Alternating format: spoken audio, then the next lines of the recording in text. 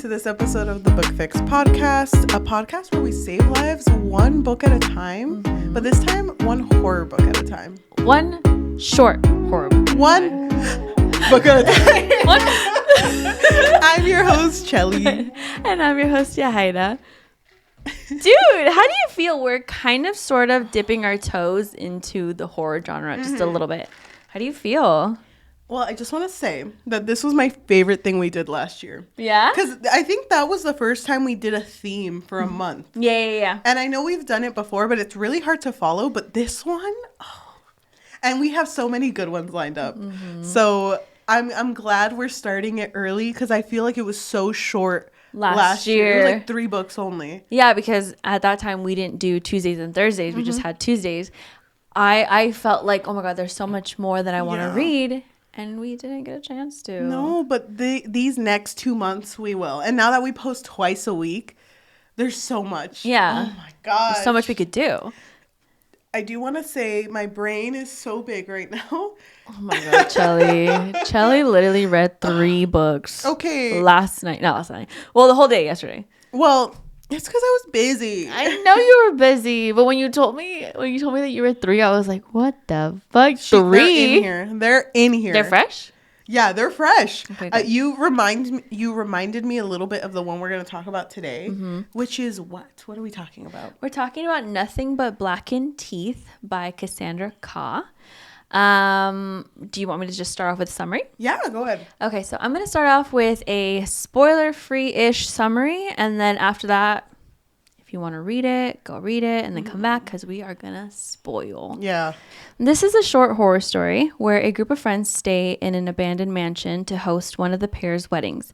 The mansion houses the remains of a bride-to-be who is melancholic from the disappearance of her husband-to-be, as well as the remains of other women who fell victim to her need of company.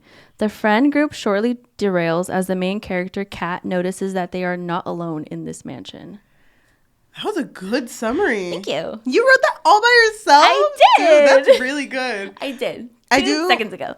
I do recommend if you want just a quick short horror story, this is a good. Yeah, definitely. It's so short. Yeah. And also it's always showcased at Barnes and Nobles. Mm-hmm. I've seen it before. The cover was very familiar to me. I didn't recognize the title though, but I saw that cover.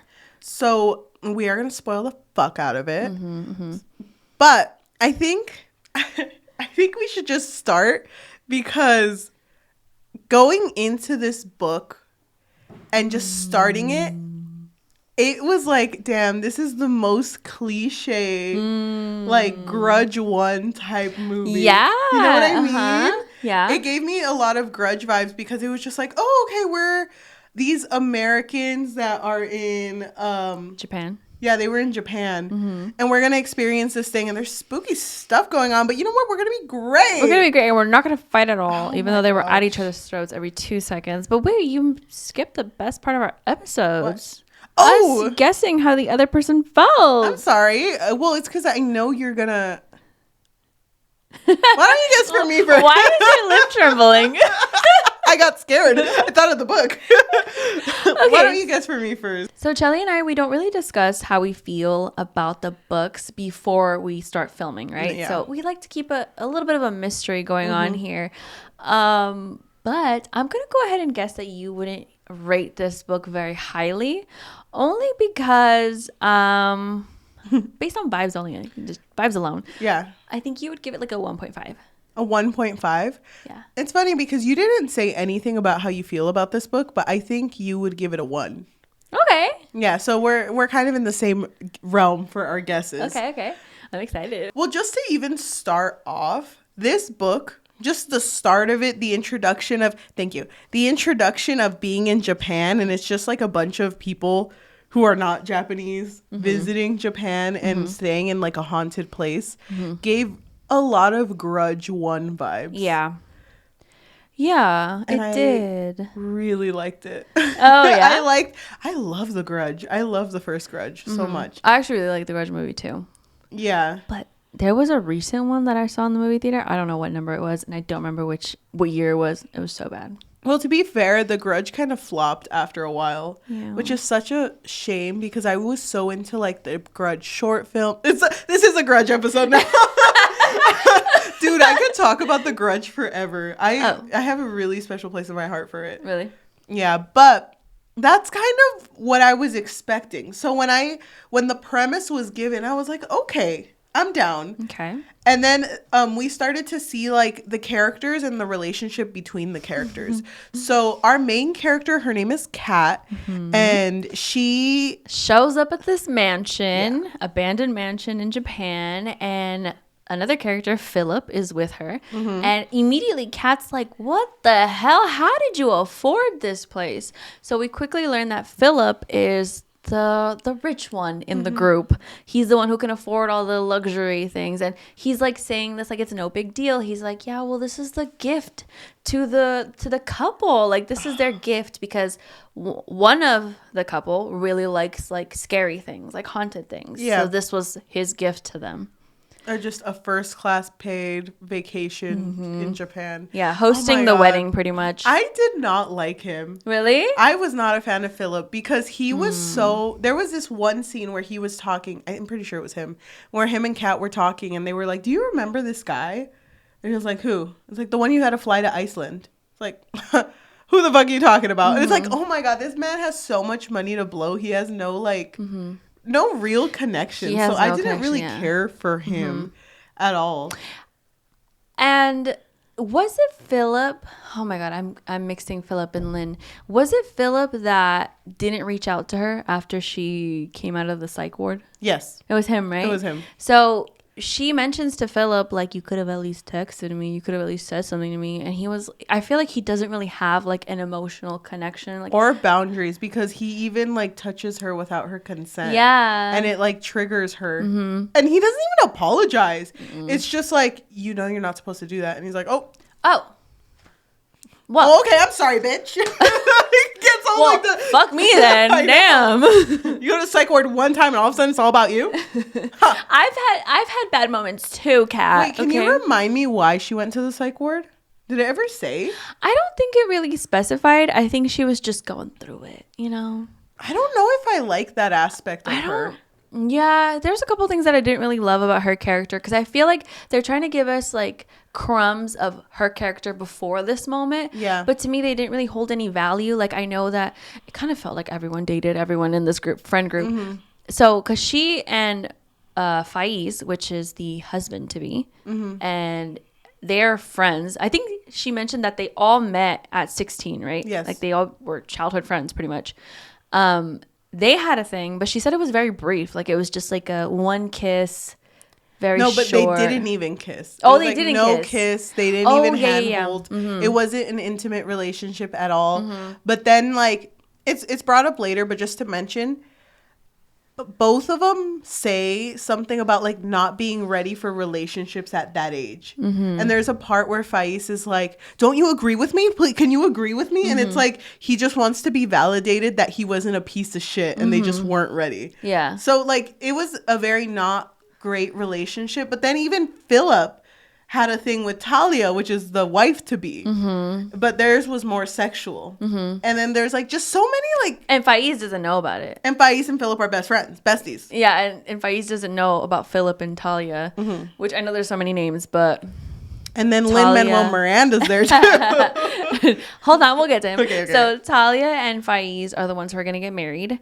Kat is the main character. Philip is a rich boy, and then Lynn shows up, and Lynn is kind of like the wise crack, Lenny. Like yeah, he's just like the funny one, I guess. And he's the one who kind of like kept taking me out of the story a little bit because he was that character who was like, in horror movies, you know that if you have sex you're gonna die. It's like, you know what I mean? It wasn't specifically that, but it was like moments like that where he'd be like, oh well, Faiz is the protagonist, so he has to go do protagonist things. Or maybe it was Philip, I can't remember. One of them.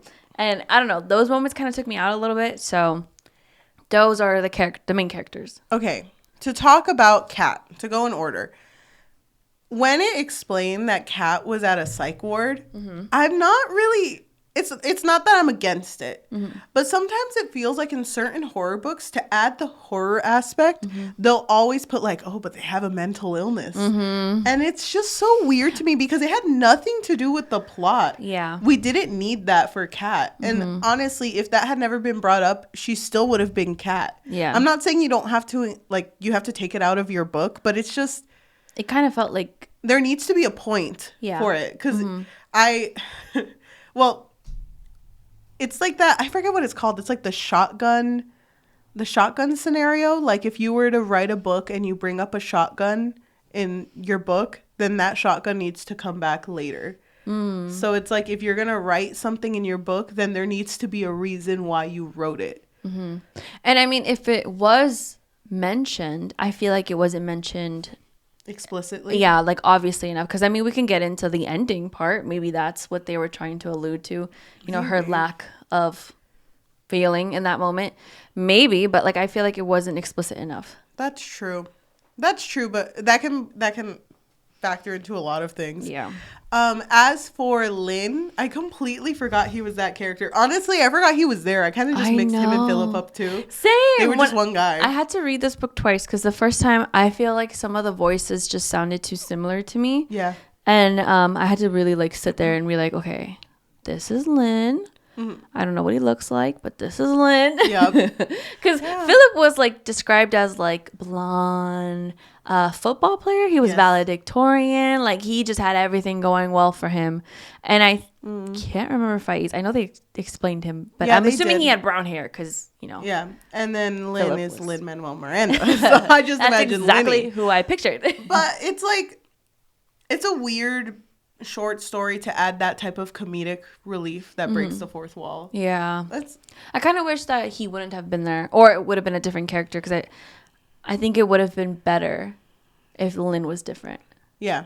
Because I think he just kind of took me out of so many moments. He could have still been there too, because I like the idea of more witnesses being there for when it gets crazy.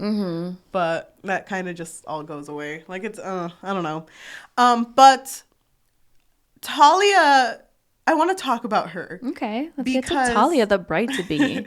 Because like you said, Philip bought this whole trip to Japan because Talia loves spooky stuff. And they're in a home that is haunted. And there's a story that connects to the home where they like buried a lot of women, right? Before that. So there is this like urban legend kind of where a woman who lived there was supposed to get married, and I think it was on her wedding day, if I remember correctly. Her husband never showed up. Yeah. And so they buried her alive because she was so sad, depressed, you know. And so she knew that her spirit would stay in the house, and so that was like her way of waiting for her husband to be. But then I don't really 100% understand this next part, but then other people would go to this house and so many other women ended up being buried with her. And from what I understand, it's because she didn't want to be alone. That's what I understood anyway. But then there was, but then there was the fact that like, if you wanted to save them, you had to replace them. Like you had to sacrifice someone else. I thought it was only women. Yeah, I know. It is only women. So that's why it's a little confusing at the end. On why it worked out the way it did. Yeah. But Talia is so unlikable. She's described as very tall. I know she's like... The first unlikable trait. No, I just mean like she's more... I think... Easy to hit on the knees. Yeah, literally. No, but it's interesting because I know that Faiz was described as someone who's like 6 foot.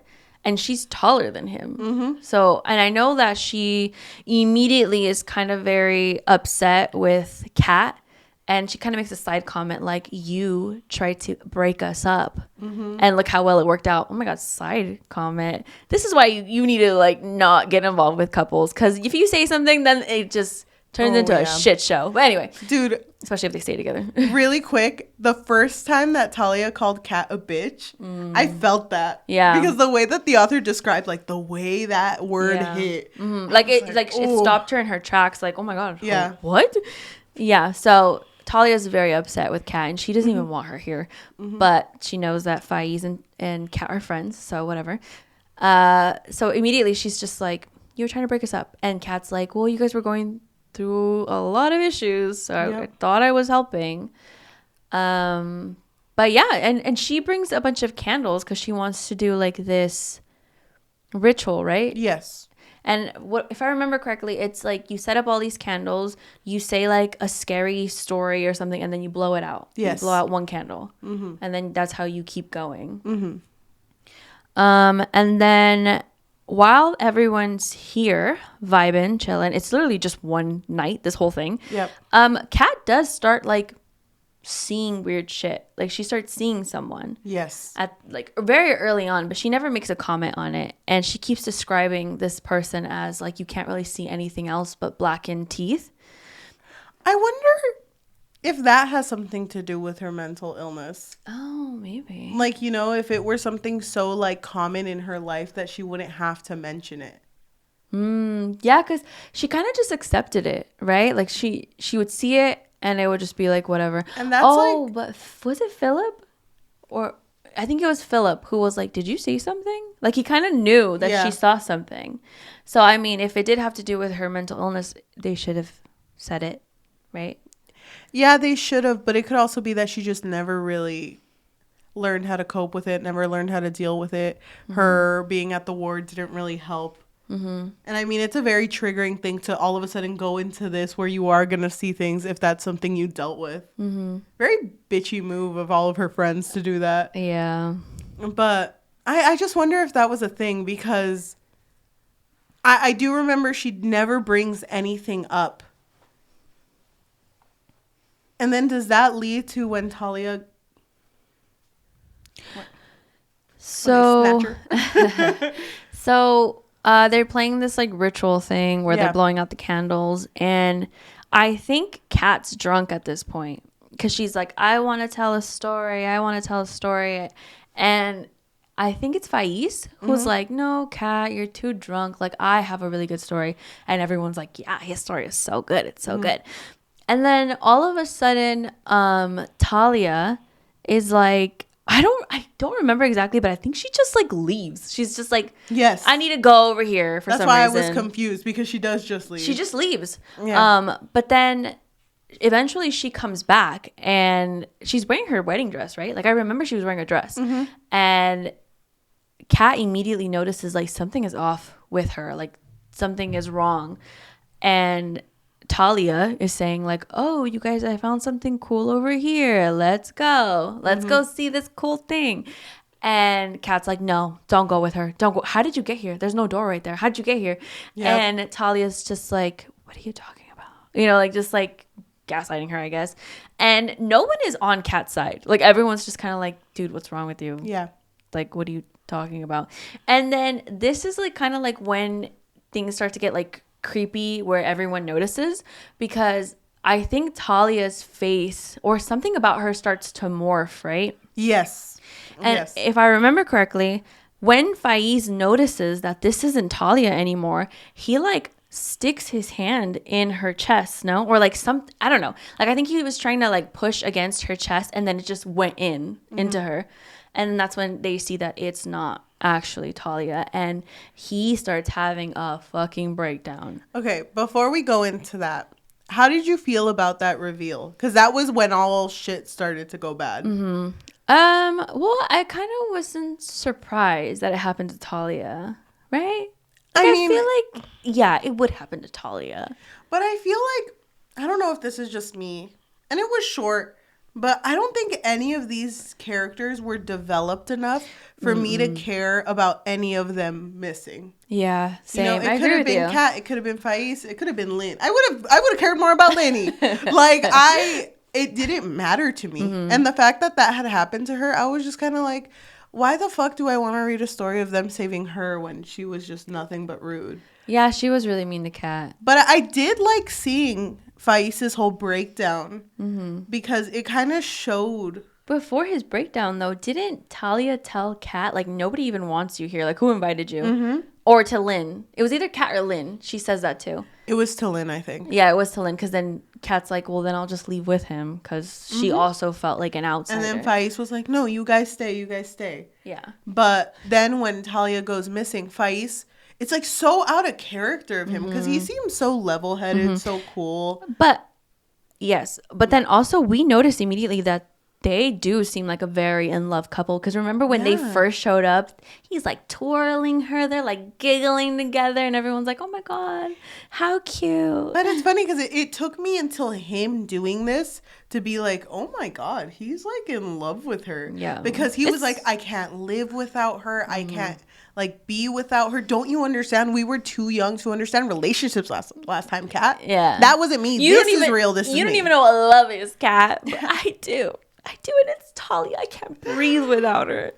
He was losing his mind. He was. And I'm kind of disappointed because just the idea of Faiz, like before he was even introduced, I was like, this bitch is going to be so cool.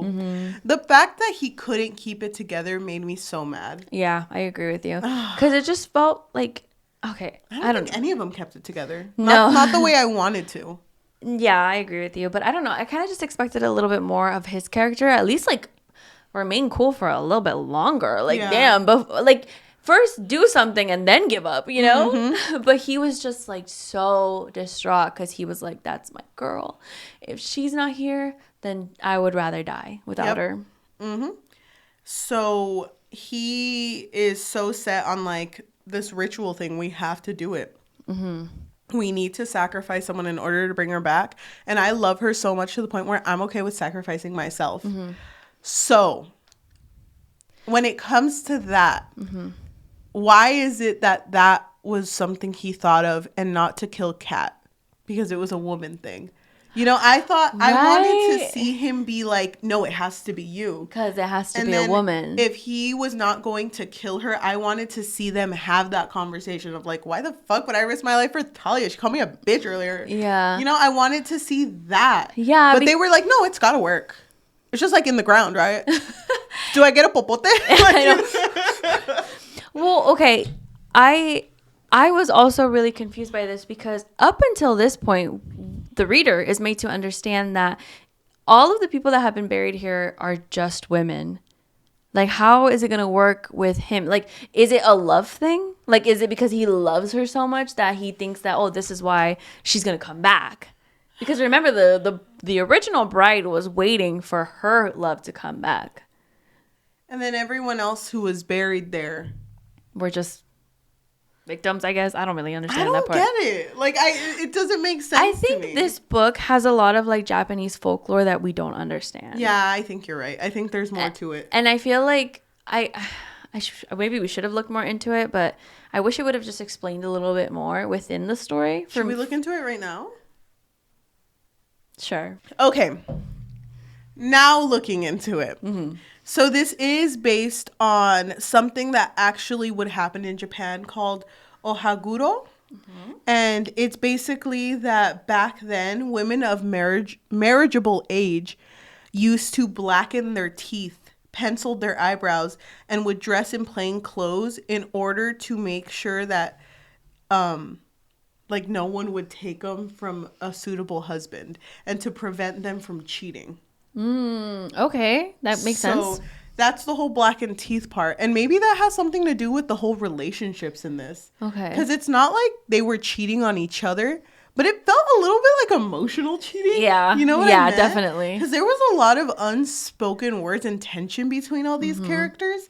But it still doesn't make sense to me why he would be willing to give himself up when Talia wouldn't do that for him.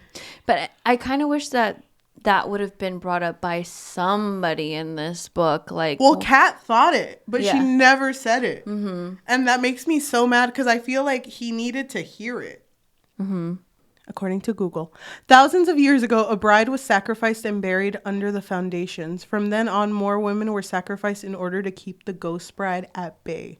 All the ghosts have blackened mouths and teeth from swallowing dirt after being buried alive. That is so sad. That is actually really sad.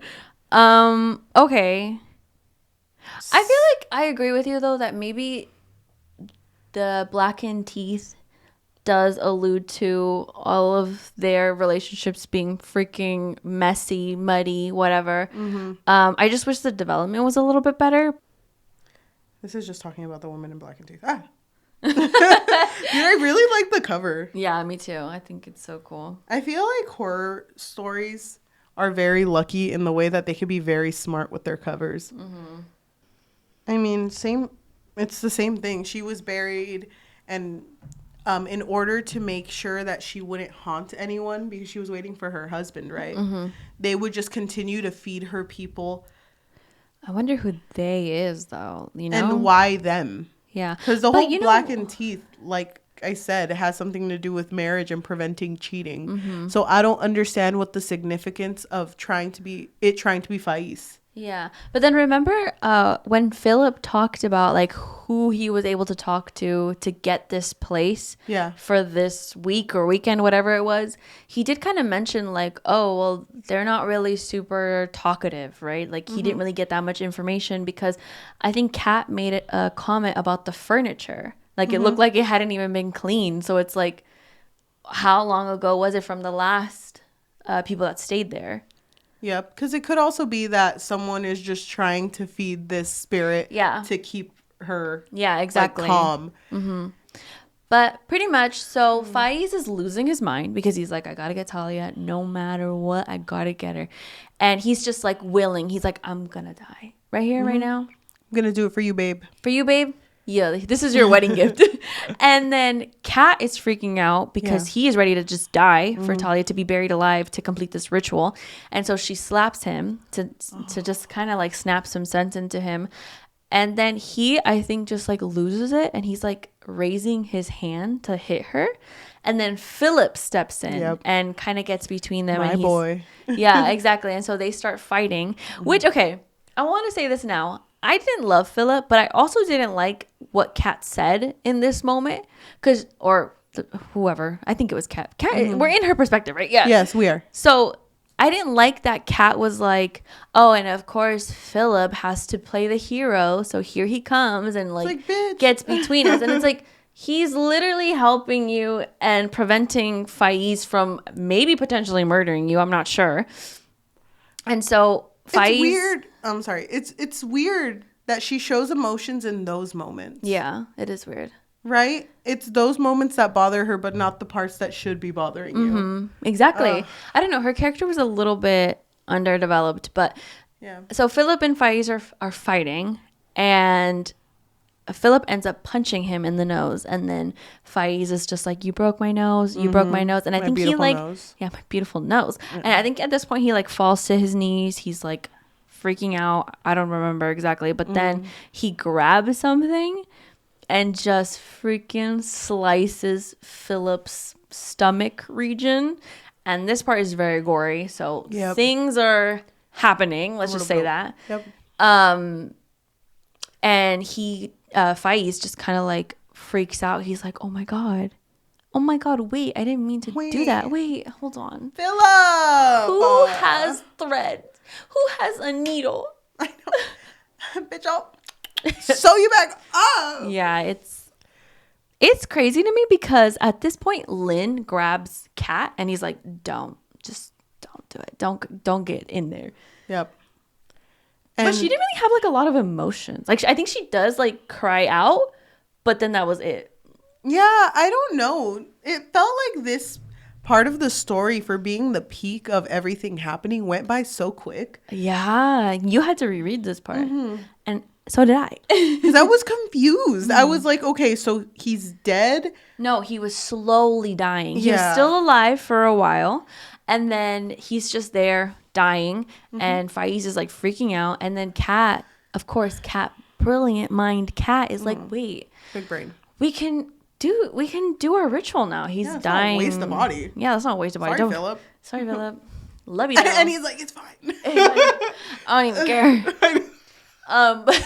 So yeah, they end up burying him alive, and then Talia comes back, but they don't really describe what Talia looks like, what she's going through, what she's thinking. Just went to the restroom. She just like stumbles in or something, and she doesn't say anything. Yeah, and then it mentions like they're looking at Talia as Philip takes his last breath, so they're not even like, how do they know if he's buried? Granting him. I think they bury him, but they leave it open, like the top. You know what I mean? Yeah, I know what you mean. So they don't close it yet, but can I just say, this could have hit more if it went more into detail of being buried alive. And I kind of wish they had tried burying Kat. Oh yeah.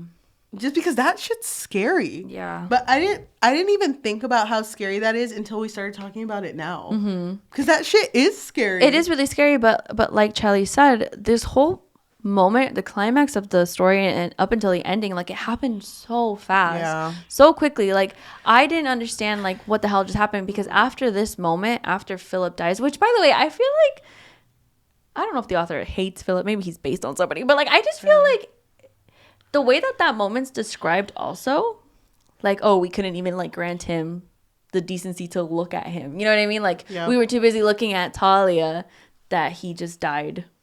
Yeah. Without anyone even. R.I.P. Yeah. But then I went into the epilogue. Yes. Which pretty much the epilogue reveals that his death is ruled like a freak accident.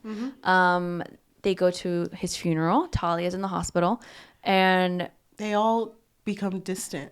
Yeah, from each other. So it's described as like, okay, so Facebook messages became Facebook likes became like little just glance. You know what I mean? Like you just notice them, and then you just don't talk anymore. And then I think she's like looking at herself in the mirror at like the last paragraph.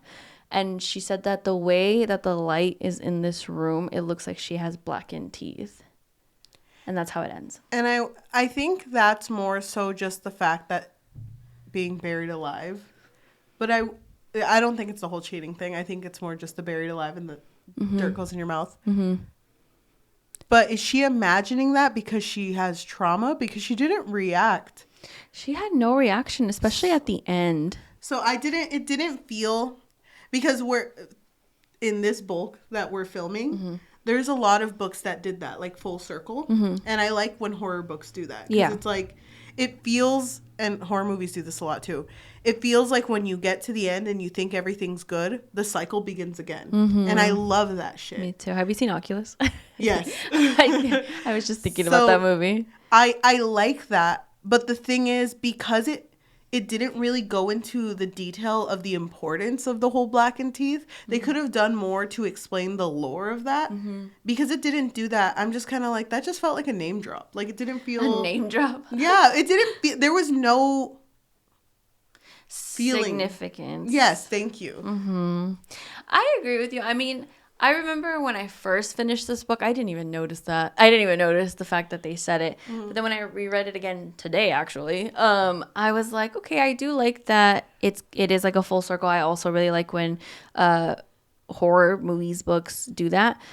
But like Cheli said, I just wish there was more weight to that. Yeah. But then again, like these characters were pretty underdeveloped. Like I did not care for anyone. Like I felt bad for Philip because I felt like that boy did not catch a break. Like Kat just kept fucking hating on him the whole time. Yeah, sure, I felt bad for him, but really it was like, well, that sucks. Yep. Damn. Anyway. Yeah, no, that's exactly how it felt. And it's so, I don't know, it's disappointing. I feel like I don't understand why this is showcased. That's it.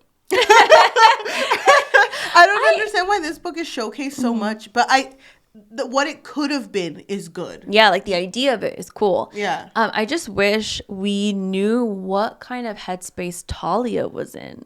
Yeah. Like I have no, like, is that even Talia? What if it's not Talia? That would have been cool. Like if it wasn't Talia, it was just it was the original bride. And I think it would have been interesting. And I don't even know if this fucking makes sense, but if it would have been her in that epilogue and her experiencing that. Oh. Because then it like goes to like, oh, now I feel guilty because I was being a bitch and people died. Or just something. Yeah, anything. But I don't know. It could have also been like the spirit of the house. Oh, I did like that though, that it felt like the house had character, because it would constantly say like, oh, then the house breathed or took a breath or when it comes released a breath or whatever. when it comes to suspense, which this book did a really good job, like sensory details are super big. Like that's what you should be putting, because like when in a situation of panic, you rely on your other senses a lot. So it's like you experience other things before you experience what's actually happening. Yeah. And they did that a lot with sight, because the way that they would describe things was so grotesque. There was like this raccoon art, remember when it went on like how it looked? You describe it in detail to make you feel like, oh, something's about to come up. Yeah. And I liked that, but they just didn't deliver at the end. That was the only thing. But it did a good job, like, giving you a mental image on what, like, that you should be scared of something that's about to come up. But I don't know. Like, even the cover, like the woman in the Blackened Teeth, I wanted that. Like, I wanted her to show up, but she didn't. You literally just pop out. And it doesn't really feel like there was a villain. You know, and horror stories don't have to have that. But I don't know. It felt like there would have been because of the cover. Yeah. You know? I agree. Yeah, I think it would have been cool if the epilogue would have been even like the spirit's point of view. Like just adding more substance to this. Yeah. Hey guys, it's me. Where's my husband? It's like, hey guys, day 5,621,000. I think he's just late. He might just be late. Guys, I'm just patiently waiting here. Yeah. It's like, have you seen this man? I know. I think we're getting married 5 million years ago. Like, who knows? I'll wait. I'm sure someone has seen him. I kind of wish they would have seen the other bodies. Ooh, that would have been because they bring it up, but they never see anything. Yeah, that would have been good. Yeah. I'm disappointed. I feel like there could have been so much, like, amazing things that could have happened in this book. I wanted to like it. I really did. Me too. But unfortunately, overall thoughts, I just didn't care enough about the characters. It just comes down to that. What happened to all of them, even if it's supposed to be, like, unfortunate that it happened, it was a freak day for them, I don't fucking care about any of these characters except for Lin-Manuel Miranda. And he's not even in it. He's not even in there. I would just give it a straight 1. Like, I don't like it. Yeah, I think I would agree with you. I kind of feel the same way. I'm sad to give it a 1, though. Me too. Like, I really had high hopes for this book. I think it could have been so cool. So scary, too, because I feel like it did a good job with suspense, like you mentioned. But I'm just disappointed. Do you remember The Woman in Black? Yeah. I fucking love those movies. Mostly the first one. But there was a scene where, like, the kids were covered in mud because they were buried. Like, in that. I wish it would have had that. Like, you know, like, I don't know. So it's just disappointing. Like, I think about what it could have been, and I'm like, just sad. Yeah, but I wonder, I don't even know what it got as a general rating. Should we look? Yeah. I'm going to guess. Okay, guess. I don't know if it did go. I think I'm going to guess a 2. That's going to be where it's at. That's saying something because some people, like, move the score a lot. Let's see. I'm going to guess a 2. I would guess a 3. But, really? Okay. Well, maybe 2.8. Oh, okay. Nice. 2.69. Yeah. I didn't even think about that, but yeah. Damn. 2.69 is the rating on Goodreads. I don't know. I know we don't usually do this, but can you look up a bad rating and I'll look up a good rating of the book? God. I want to see. Wait, can we do that at the end? Yeah, we could do it at the end, but I'm going to pull it up now. Wait, you want me to do a good or a bad one? You do a bad one. Thank you so much for listening while we are looking for these reviews. It means a lot if you're listening to us in audio form, whether that be Spotify, Apple Podcasts, Amazon Music, or anywhere else you get your podcasts on. If you can please leave a rating of 5 stars and a review on what books we should do next. That would be really nice. That would be awesome. It's been really great to see, like, the amount of, like, engagement we've been getting. So I really hope that continues. If you want to help us a little more, telling your friends, family, loved ones, your enemies, anyone about us really helps, because the best type of exposure is through word of mouth. We also created a Patreon. Do you want to talk about that? So we created a Patreon, mostly, well, we had a lot of hopes for a Patreon, But at the moment, it really just serves as a way for our listeners to let us know that you really enjoy what we're doing. I mean, hey, we're putting out 2 videos a week. That takes up a lot of time and just dedication, honestly. But if you just want to show that you love what we do, you can find us on patreon.com/bookfix. Yes, thank you. If you are watching us on YouTube, thank you so much. If you can like, comment, subscribe, and hit that notification bell because we post every Tuesday and Thursday. So usually at the end of episodes, we read a rating based off of a dice roll, but I would like to read one really bad rating and one really good one. Okay, I have one. Do you want me to do mine? Yes. I found this on Goodreads. It is written by Riveting Reads. They rated it a 1 out of 5, and they wrote, I couldn't tell you one thing that happened in this book. I was so bored. It was the wordiest story, and the sentences felt never ending. The characters were utterly insufferable. Dang, that's funny. And the exact opposite of my 5-star rating. Oh my God. From Sunny, who wrote, quoting the book, I hope this house eats you. And then a response, I hope the same about you. I came into this book expecting all the 1-star ratings and was pleasantly surprised. I really enjoyed this and was genuinely terrified at times. It's a quick read and a wonderful horror novella. It was okay to me that I didn't like anyone in the cast. I was just there screaming, get out of there. See, you can hate people in a cast, but they weren't a strong cast. Yeah, they weren't really developed that well. No. And then I was going to say, I forgot about that quote.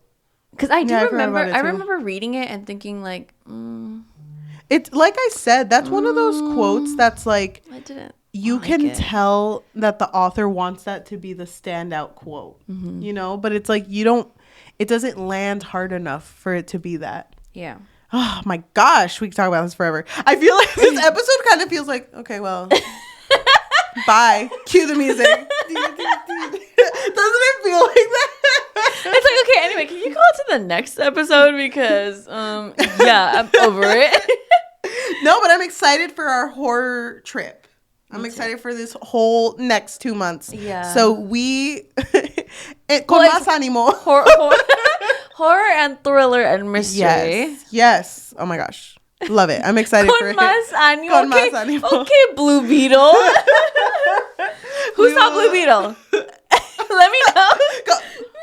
Come on, guys. No one's answering. Go ahead and text this number here. How did we do it? It's like the tip. It's like 15% tip. Okay, we'll talk to you later. Bye. I think that could end there.